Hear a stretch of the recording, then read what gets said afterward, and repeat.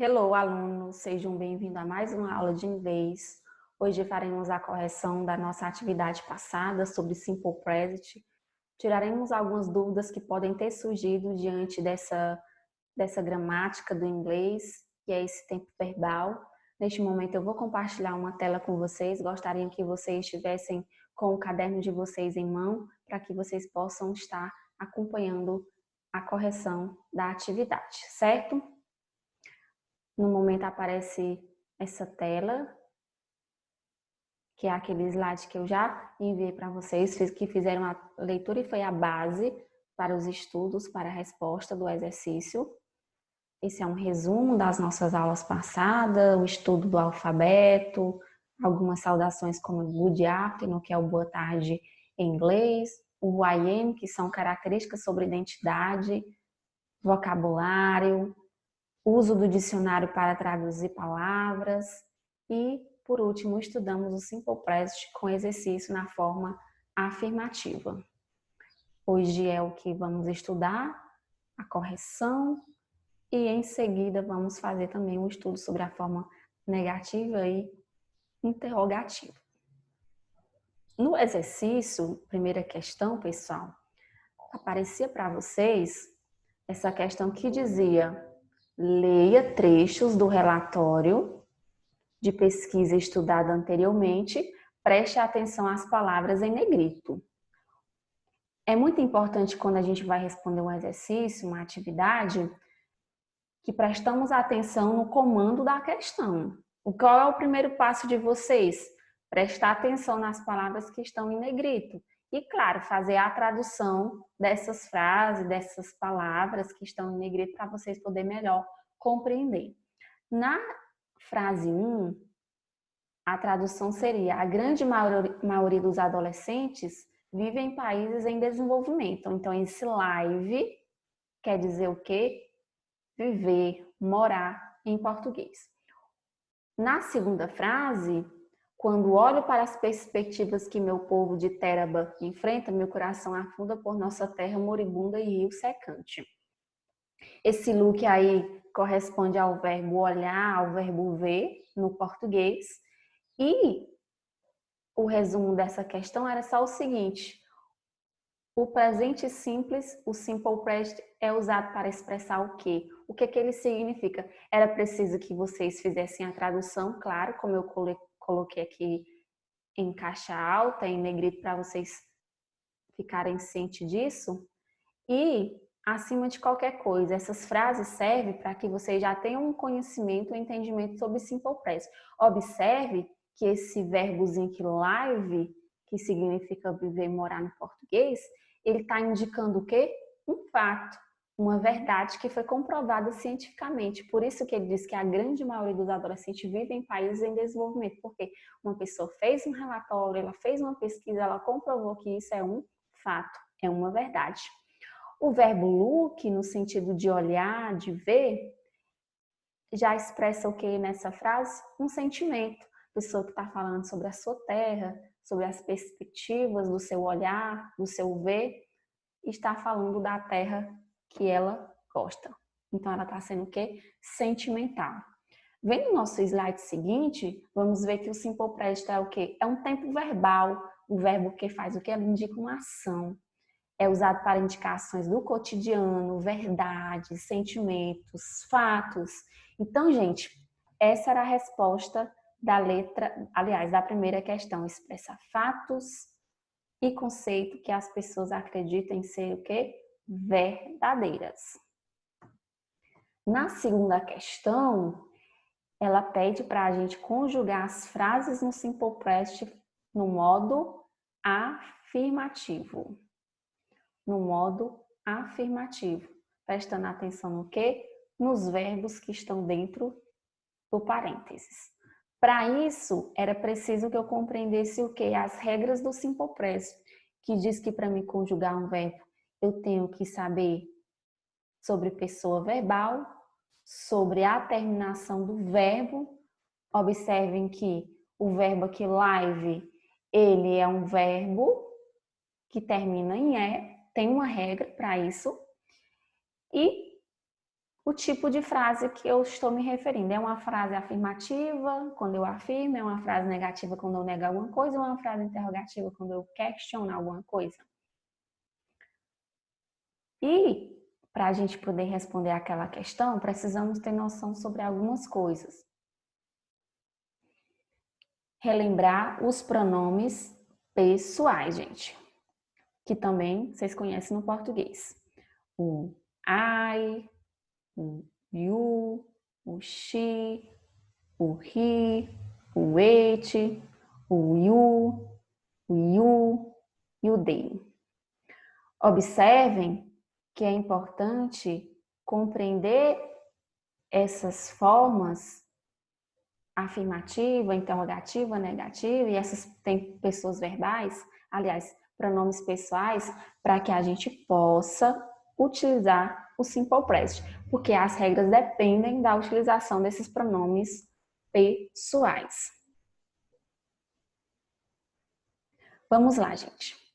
A regra 1 diz que quando eu estou diante de um pronome, desses pronomes aqui, ó, I, you, we e they, basta utilizar no infinitivo sem o to.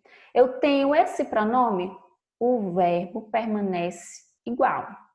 Agora, se eu estou diante do he, she e it, eu acrescento s, es ou is. Vai depender da terminação do verbo, que é isso que a gente vai ver a partir de agora. Temos aqui um exemplo, observe no exemplo 1, I work, eu trabalho. A regra diz o quê? Que quando eu estou diante de um pronome pessoal, que seja I, you, we e they, o verbo permanece igual, sem nenhuma alteração. Eu tiro apenas o to, como diz na orientação. No exemplo 2, eu tenho he works. He works. Ele trabalha.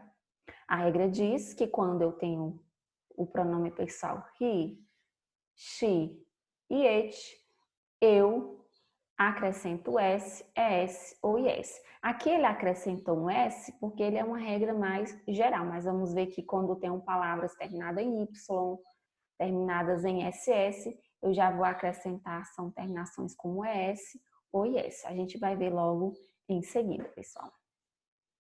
Aqui tem as regras específicas que eu falei para vocês. Quando eu tenho verbos na terceira pessoa do singular, que é o he, o she e o it, eu tenho que prestar atenção no quê? Na terminação do verbo em O, Z, SS, CH, SH e X. Quando eu tenho esses verbos terminados nessas letras, eu faço o quê? Eu acrescento ES. Vamos a um exemplo aqui. To quizzes. O verbo to quizzes é beijar.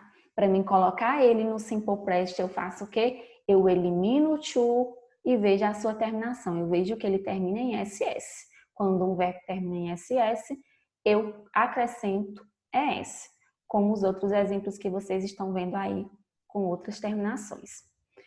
Agora, quando eu tenho um verbo que termina em Y e é precedido de uma consoante, eu faço o quê? Eu acrescento IS. Observe aqui, to fry. To fry significa fritar. A regra diz que quando eu tenho um verbo que termina em Y, que antes dele vem uma consoante, eu elimino o to, tiro o Y e acrescento IS. Tem outro exemplo aqui que vocês podem observar. Agora, quando eu tenho um verbo que termina em Y, que é precedido, ou seja, vem uma vogal antes, eu acrescento apenas S. To play, olha o to play aqui, o verbo brincar, jogar. Veja que o S, aliás, o Y permanece e eu acrescento o S.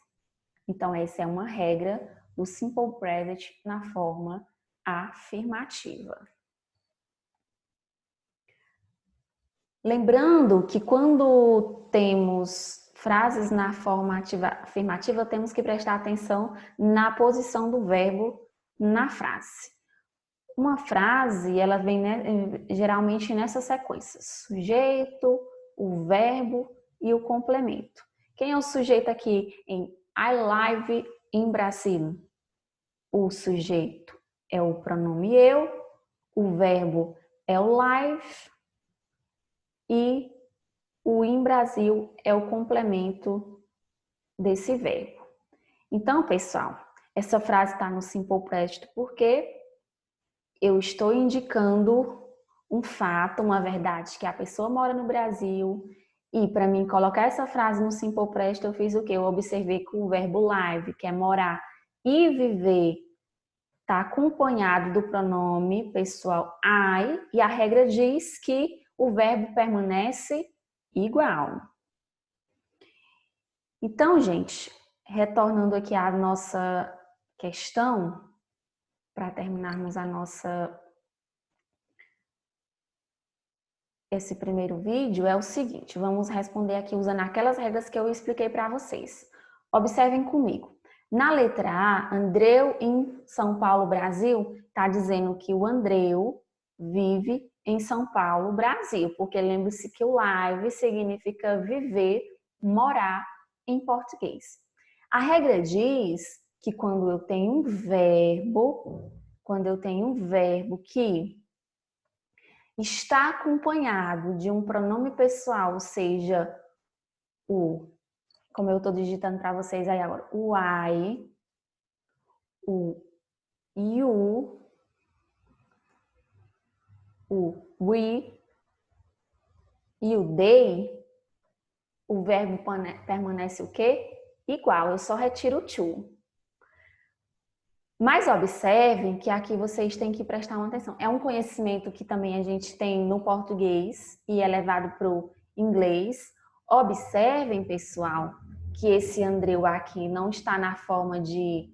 Só um momento. Não está na forma de pronome, mas está na forma de pessoa. O pronome, ele é o quê? Ele substitui um nome. Andreu seria o quê? Substituído pelo pronome he, que significa ele. Então, colocando essa frase no Simple Present de forma afirmativa, ela ficaria o seguinte: sem nenhuma alteração no verbo, ficaria apenas live. Na letra B, Lisa estuda inglês, que é a tradução dessa frase. O to stud significa estudar. Observe mais uma vez que no Lisa eu não tenho pronome, eu tenho o nome da pessoa, mas o pronome substitui esse nome. Lisa se refere ao pronome she, que significa ela.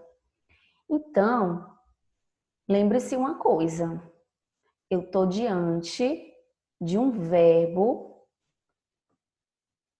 Eu estou diante de um verbo que termina em quê? Em Y precedido de vogal.